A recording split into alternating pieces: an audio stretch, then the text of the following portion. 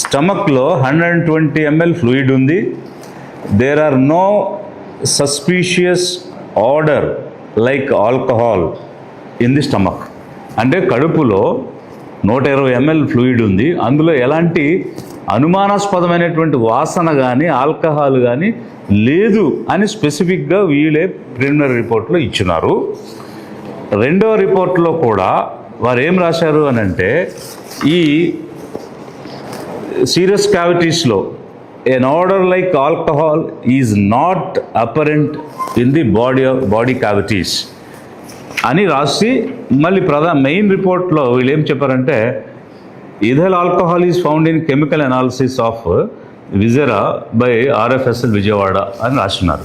ఇప్పుడు జనరల్గా విజెరాలో ఉండేటువంటి విజరల్ ఆర్గాన్స్ కానీ సీరియస్ క్యావిటీస్ కానీ ఎలా ఉంటాయి అనే దాని గురించి కనుక చూస్తే, ఈ visceral organs are the internal organs, while serous cavities are fluid filled with spacious with in the body that surrounded and protect these organs.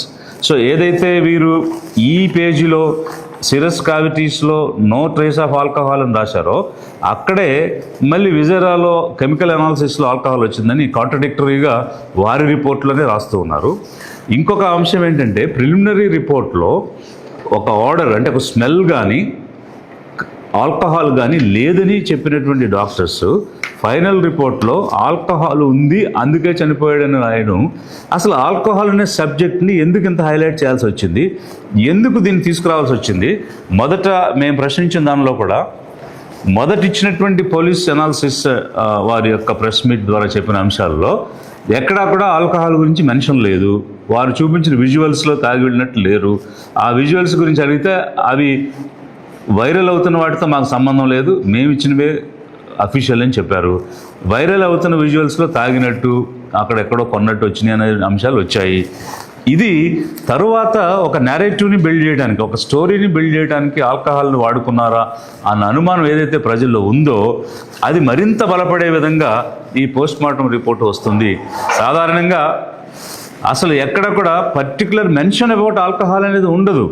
More over cause of the death head injury వల్ల జరిగి ఉండొచ్చు, other injuries వల్ల జరిగి ఉండొచ్చు, హెమటామా ద్వారా జరిగి ఉండొచ్చు, haemorrhage వల్ల జరిగి ఉండొచ్చు. కానీ ఆల్కహాల్ క్లబ్డ్ విత్ ఆల్కహాల్ ఏంటి అనేటువంటిది, కన్జంప్షన్ ఆఫ్ ఆల్కహాల్ వల్ల జరిగింది అనేది చాలా హాస్యాస్పదంగా ఉంది. ఇది పనిగట్టుకుని రాసినట్టుగా కనిపిస్తుంది అనేది మొదటి అంశం. అయితే ఇక రెండవది ఏంటంటే, ఈ ఫేస్ మీద ఇంజురీస్ ఉన్నాయి. మరి ఈ ఫేస్ మీద ఇంజురీస్ అనేటువంటివి ఈ రిపోర్ట్లో వచ్చాయి. వీటికి సంబంధించి ఇప్పుడు పోలీస్ ఆఫీసర్ ఇచ్చినటువంటి నరేషన్ ఏమిటంటే, ఇలా వెళ్ళి పడినప్పుడు రాళ్ళకు గుద్దుకోవడం జరిగింది ముఖం, అందుకే ముఖం మీద ఇంజురీస్ వచ్చాయి అన్నాడు. మరి ముఖం మీద ఇంజురీస్ వస్తే హెల్మెట్ ఉన్న భాగంలో వెనక భాగాన తలకి ఎట్లా గాయం జరిగింది?